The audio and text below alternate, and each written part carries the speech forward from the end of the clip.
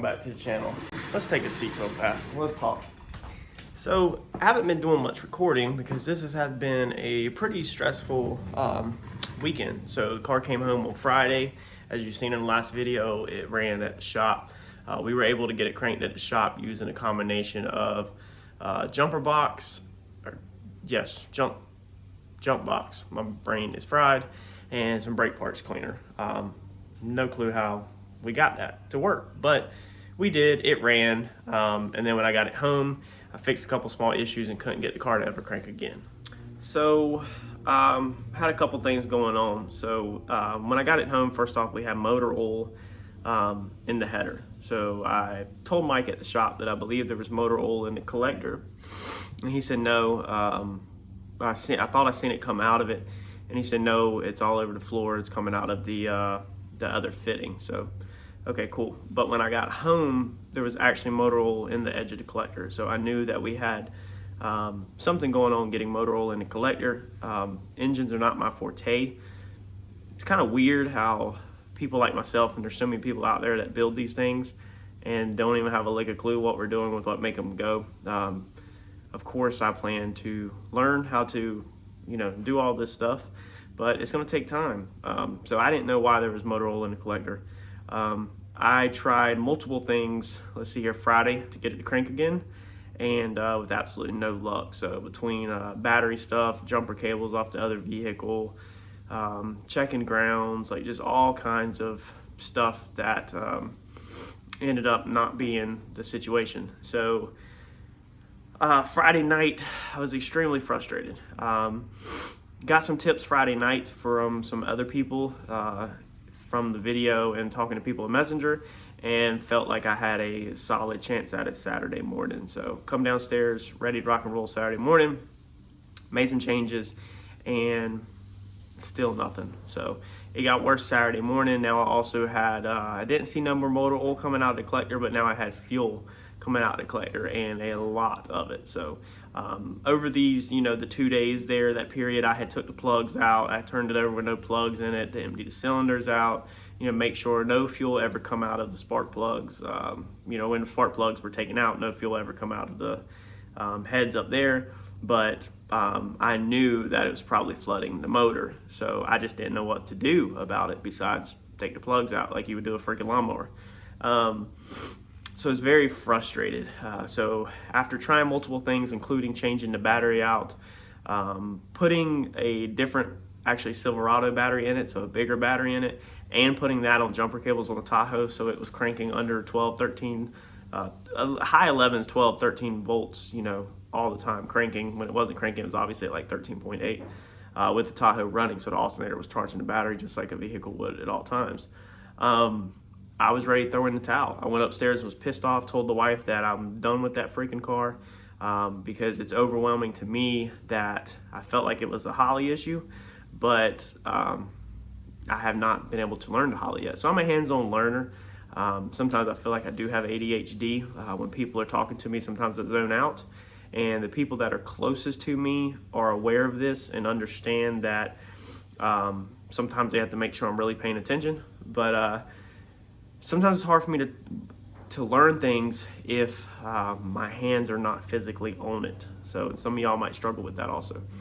I've had plenty of opportunities at the racetrack. I've been lucky enough to be around Turbo John and be able to, I can look over his shoulder at the laptop anytime I want. It's not like he's secretive with it or anything, but it's extremely hard for me to store that knowledge unless I'm pushing the buttons on the computer. So went to the racetrack Saturday. Go check out John's video. If you're not on Turbo John's channel, go ahead and jump over there, like, comment, subscribe on his latest video. We had a no prep race on Saturday. I went up there and helped him with the footage. So I can't really do nothing with the motor, but I can hook up vacuum cleaners and I can move stuff around for you, and I can offer Miss Kelly any help she needs with shirts, and I can get you all the footage you can need for your channel. So that's how I try to help John in any way that I can whenever we do go to the racetrack, because I am lucky enough that he actually allows me to even be there. I'm trying to get rid of that glare on the screen. I don't get it. I guess it's because the sun's just so bright. Maybe if we kind of turn like this. So we went racing Saturday. I quit on the car. Had a couple people ask, you know, how it went, and said we weren't really making grounds. So I think I text John a question like Saturday night, and he said that he would, you know, show me something with the fuel on the laptop. And when he actually called me, I could tell that he was extremely busy. And so I told him, I was like, dude, I don't want to inconvenience you. I'm not the type to inconvenience anybody. I don't want to inconvenience you. You know, let's just get together later. And he said, yeah, I just walked in the door from getting back home from racing and just unloaded everything. John's been exhausted. It was a rough past 7 days for him. So I said, hey, look, dude, I said, let's just get together some other time. So we agreed 8:30 this morning, which was Monday morning, Labor Day. So this morning at 8:30, hit him up. He had just woke up. He called me about 8:45 or so, and we FaceTimed, and he walked me through everything on the laptop. It was not as easy as I think he even thought it would be. So he thought that, I'm pretty sure, that he could get on there, adjust some fuel tables, and that she would fire off, and that was not the case. So I think we had to mess with the startup fueling. Pardon me if I get any of my terminology wrong, because like I said, I'm new to all this. So there's a table in there that tells the computer how much fuel to give the motor when it's starting up, and we had to turn it down. So I believe it was at like, I think 41 or 39 or something, right around the area. It goes off of your coolant temp. So what your coolant temp is reading tells the motor how much, you know, fuel to give it. Problem was my coolant temperature sensor was reading 0. So I told him that honestly, I don't even remember if I had a coolant temperature sensor. So the motor side of this vehicle is a plug and play Holley harness for your Coyote. And I just did everything that the sensors were called for and plugged everything in. And I don't remember seeing a coolant temperature sensor. I do know there's a cylinder head temperature sensor. We just went over that in one of the previous videos. So I said, I'm not sure why it's reading 0. He said, well, we're gonna have to figure out how to get a coolant temperature sensor in there. And I said, okay. So he said, well, now we have to figure out we have to get it to start up basically without a coolant temperature sensor. So he made some changes in there. I believe we went down to from 41 or 39. I think that's what it was set at from what was already in there. I don't know if Kevin set that or that was just already in there. And that was around the area of 0, because that's what the computer was reading that it's at. So you have a little, anybody that knows the Holley and the chart I'm talking about, you have a little red dot, and as your temperature changes, the red dot moves, and that's where, from what I'm learning, that's where it's going to try to start off of inside that chart. So he made some changes. I think he had me bump it down to like 29, 28, and we tried to crank it, and you can still smell raw fuel. So we made some other changes in there, and it started sounding like it was getting better, but it still wasn't there. So, and I couldn't record any of this because I was holding FaceTime on the phone, obviously, for him with the laptop, and then just trying to watch everything else. We made more changes and ended up having to change the fuel like 3 times. So he said, at one point he was like, wow, I cannot believe that we're having to go this low. So we would dip down as low as 15. I can't remember. I think that's, I don't know if it's gallons per minute, or it's not PSI, I don't think. Whatever the measurement is, pounds per minute maybe. We dipped down to 15, and it got, I think, worse than when we had dipped to like 20, 21. So he bumped it back up to 20. He made some other changes inside it to open loop, closed loop. Has to do with the O2 sensor. So the O2 sensor right now is at the end of the collector. So John was explaining that it's kind of rolling, you know, open air and exhaust around it, because it's right there at the end of the exhaust system basically right now. So as soon as we add these 8-inch, 12-inch dumps to the end of it, that's going to help put the O2 sensor, you know, up in there, where hopefully that will improve, he said. But he had to change some of that stuff, some percentages with that. And like I said, I apologize. People that know what I'm talking about, you probably know exactly. Other people, I'm not going to be able to teach you much because I'm trying to learn them on. But we made changes to that, and we finally got it where we can, where we had it run. So we had it fired off 3 times. We had it running one time for probably 3 minutes or so. It sounded good. And We also had to change the, let's see here, the TPMS flood. So I think that's it. My terminology is probably wrong. So basically, there's a setting in the Holly. Some of y'all that follow the channel, I know that you don't even mess with the Holly, so you're probably just listening and it makes sense. Other y'all that are Holly gurus, you're probably cringing at how bad I'm messing stuff up. There's a setting in there that makes it so when you're trying to crank it, whatever your pedal's at, you know, the throttle position sensor, it either puts fuel to it or it can stop fueling, so that basically it can burn off what fuel's in there if it's flooded.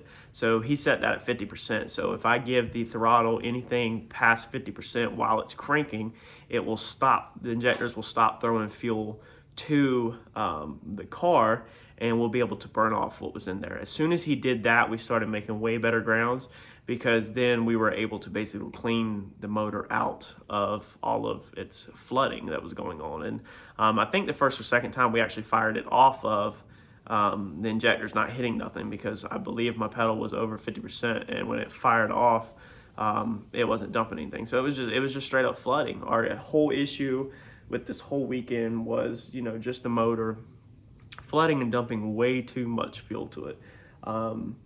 So where are we at with the car now? I still have an oil leak. I have an oil leak up front, and I think it has to do with the oil cooler lines.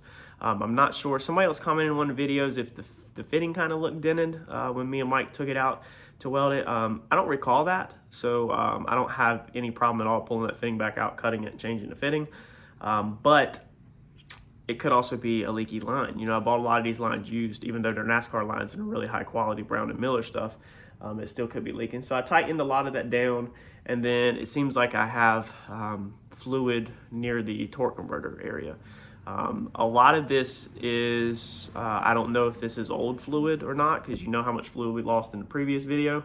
And then we also, when we got it to the trailer last time and we shut it off, it was pouring out transmission fluid out the cooler line. So it's kind of a mess under there where, you know, there was fluid spraying and going in areas that it's not actually leaking. So I don't know if some of this is still just draining down from it just going every freaking where, or if it's actual leaks. So what needs to happen is I'm going to move forward today with trying to get this thing fired off again, and see if I can get this thing to idle a little better. John told me a couple things. We were having, first time we got fired off is idling at 2,000 RPMs. So it was extremely rowdy, and the throttle blade adjustment thingamabobber is completely turned all the way down, so I can't take no more idle out of there, and it's idling too high. So he said, I probably has a vacuum leak. So he said check the blow off valve and find any other vacuum leaks. I was like, dude, I'm pretty sure every vacuum port on this motor is plugged. I mean, I didn't put the internals of the motor together, but I put the car together. And so I was a little stumped on that. So I checked the blow off valve like he told me to, using your mouth and a line, and when you're sucking on it with your mouth, the blow off valve does open. He said it should be open all the way under idle.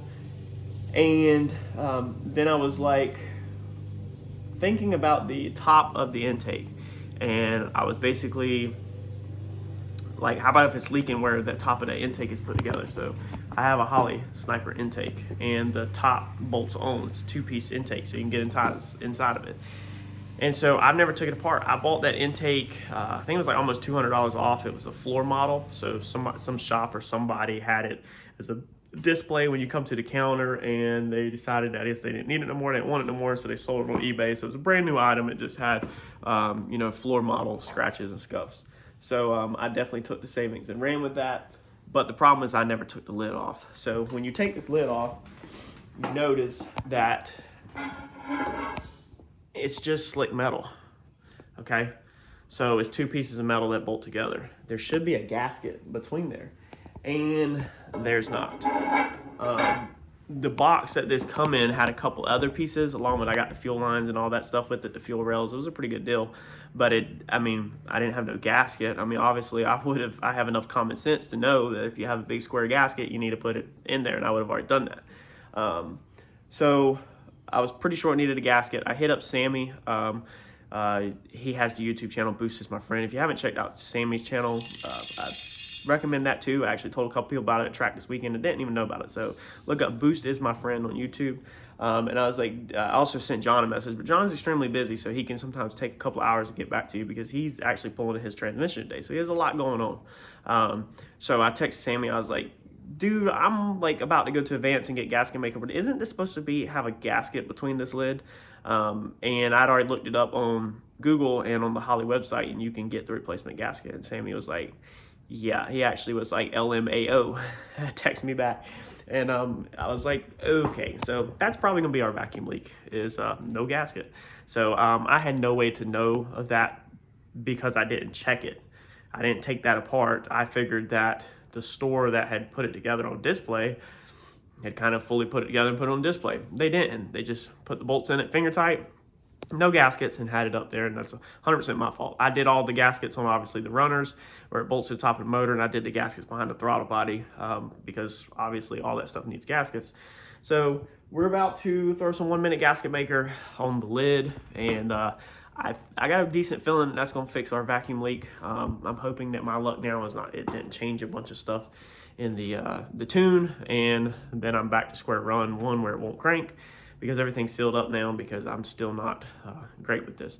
But I have a lot of other stuff that I have to take care of. So I have a whole table of bars, parachute mounts, back braces, all this kind of stuff that needs to go on. But I feel decent right now, and we're going to schedule the tune for tomorrow, Tuesday. I'll hit up TKM and I'll go ahead and schedule this car for tuning on the dyno. Because I feel like it'll be okay, even though it's a 6-hour round trip. So hopefully the transmission works. I would love to drive it up and down the road a bit. Maybe I can make that happen this afternoon. I just want to make sure the gears are there. But that's really the only other thing I'm worried about. I'm not too worried about the tiny bit of leaks. There's a couple drips on there, so I didn't want to take it to TKM with leaks, but it's also right now with it being kind of such a train wreck on getting it to run. It's kind of hard to figure out your leaks when you can't just let it, you can't get to the point of it easily just firing off, idling, and you fix leaks. So because what it's been so far in this weekend is that once it fires off, then I'm frustrated. Or trying to get it fire off, I get so pissed off I go inside. So I can't even ever get to the point of like fixing the leaks because you've already pissed yourself off. And we need to get it to where it will run fine so I can go through and just, come out here, bam, fire it up, check for leaks, fix leaks, take stuff apart, adjust things, fire it back up, check for the leak. Because right now, so far, not since I spoke with John, but before that, so far it's been, you get pissed off and frustrated and sweating your butt off just trying to get it to crank. So if you do get it to crank because it hadn't cranked, then you don't feel like doing it. But that's where we're at. I figured I'd give everybody an update. I know the channel just went from bam, it's fired off, to it's coming home, we were having issues, and then just kind of nothing for a couple of days. And that's the reason why, because this has been the most stressful 3 days of my whole entire life with this car, not other stuff. So out of the whole 4 years that I've been building this car, this past 3 days have been absolutely the most stressful. The wife ran down and was checking on me yesterday after I was pissed because she was hoping I wasn't about to put it up for sale. She was terrified that she's going to open Facebook up and see the car listed for sale. But we're not doing that. So I'm gonna move forward. Y'all hang in there. Like, comment, subscribe, share if you haven't already. And hopefully things are about to get good here in the next week or two, and hopefully we'll have a running car. It's a lot easier to crank up, and we'll be able to start getting some footage of some driving and maybe get it to the track here soon. Still got a long ways to go though, so keep that in mind. Still got alignment to do, suspension to set up, and we still got quite a bit to do, especially alignment, obviously, before you try to go even 70 miles an hour down the track. But we will get there. Enjoy your Labor Day. I'm going to try to get at it and make some grounds, and I'll see you on the next update. Thanks, y'all.